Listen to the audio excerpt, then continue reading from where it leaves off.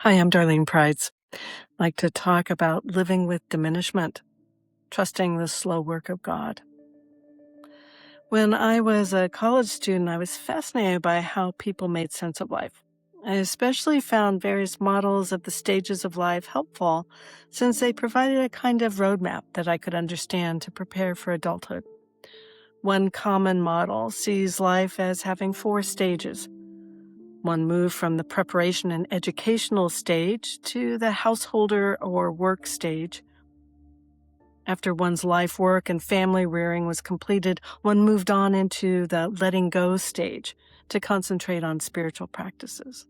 That was always my favorite. I was always looking forward to growing old and to be able to concentrate on spiritual practices. Finally, one could reach the end of life when one was ready to renounce all attachments to this world.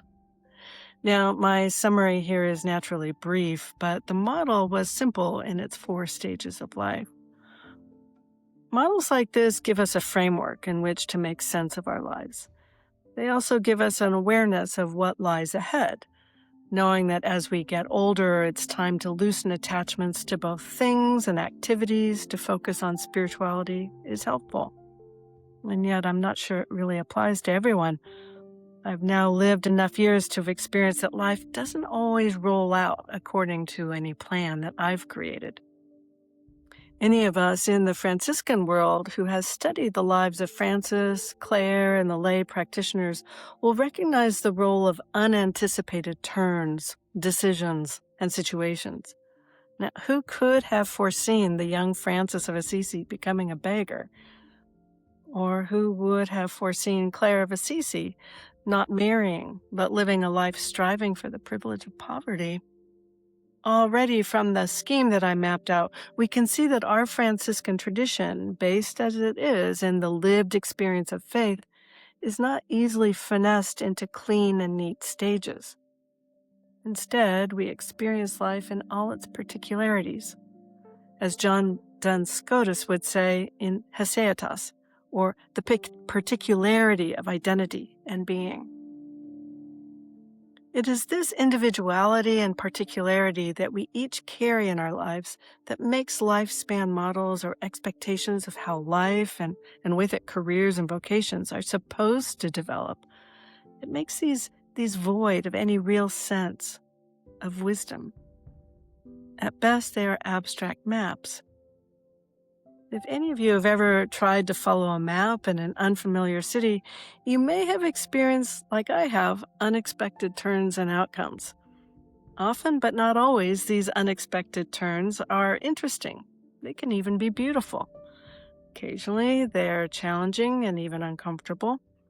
But often, I find myself content to have found my way after an unexpected turn that could be judged wrong, but ended up being pleasant, beautiful, surprising.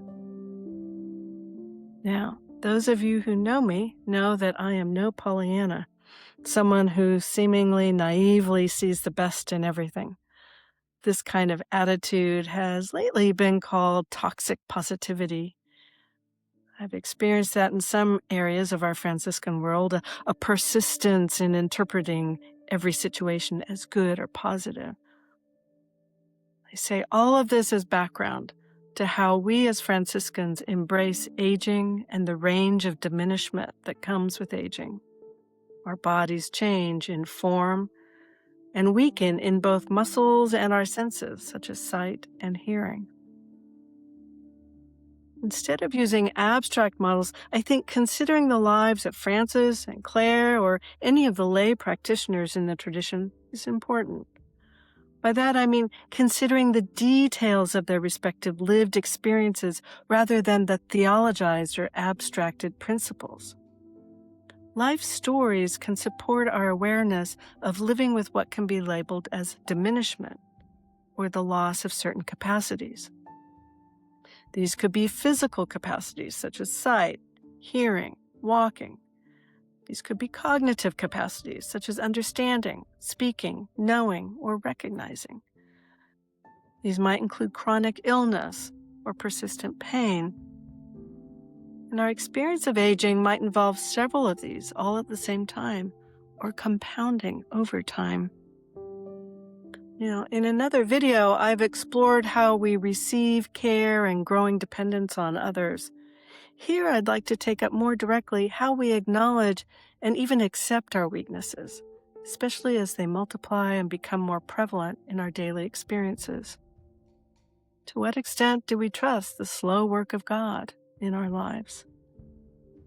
Now, to be clear, I don't have an easy prescription on how to do this. There's no manual for any of us to follow that I would trust anyway. But I would like to share my experiences with a Franciscan friend of mine who is living with Alzheimer's and related diagnoses, which are developing over time and thereby lead to ever-changing states of being. This by itself is deeply tiring for both Michael, not his real name, and his wife, Charlotte, not her real name. For over a year now, once a month, I've been visiting Michael.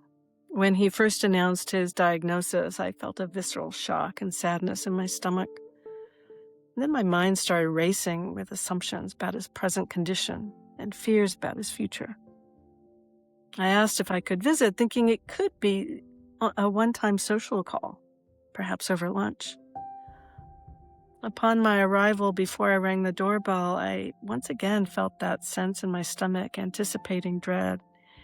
My mind was racing, conjuring up a reality that didn't exist. He opened the door and I recognized my friend immediately.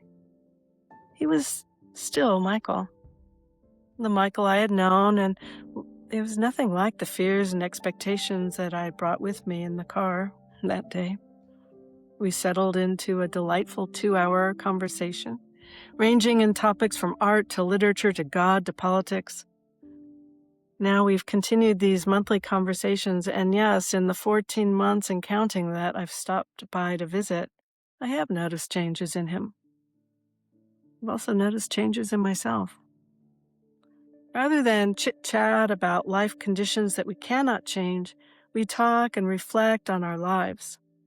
We talk about the books and movies that have moved us.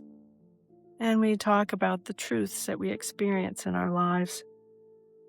I don't sense any anxiety in his search for a word. I sense he brings a curiosity to the process, in fact. Similarly, I don't experience anxiety when he or I lose track of work or a train of thought. We sit with the experience and notice it. We notice what we are respectively sensing. In fact, we sit in silence while the search continues. Such silence is so rare in our relationships. It's a real privilege to be able to sit in silence with a friend. In fact, I've come to appreciate the silence as an indication of real friendship or a true rapport with someone. Occasionally, I find myself trying to fill in a word for him, but I have come to realize that that's not needed. First, I can be wrong, and he tells me. But then this kind of help is not of real service, at this time anyway. What is helpful is allowing space to be present and acknowledge without words the change that is developing. My visits with Michael have become a reminder to be present with what is, rather than to assume or expect any condition or outcome. More than any other regular meeting I fill my calendar with, this is the conversation I look forward to every month, my conversation with Michael. There's so much raw honesty and care-filled honesty, as well as unplanned explorations of themes that matter, that really matter to us. God, our favorite tea, faith, a movie we watched, beauty, a medical appointment, acceptance, crazy Franciscans we know, challenges, birds in the yard, and so much more. In short, we share our lives. The result is that I experience wonder and delight during our conversations, which consistently move in unexpected ways and continue to cover topics that include these periods of silence that are refreshingly significant. On my last visit, I asked him how he accepted his condition with such grace. He looked at me somewhat startled and said, "Oh, this is a most captivating disease." And I'm actually sure he meant that pun. He continued, "There is so much research being done on it now, and it is so fascinating to experience the changes as they happen." I felt Michael's fascination with his experience of Alzheimer's was somewhat analogous to Francis's own experience recovering from painful treatments for his eye that left him blind, surrounded by mice in a darkened room as he was recuperating at San Damiano. We will never know what the range of his thoughts and emotions were during his convalescence there, but we do know that he wrote the Canticle of Creatures during that time. For my friend Michael and for Francis, there was an underlying trust in what they endure.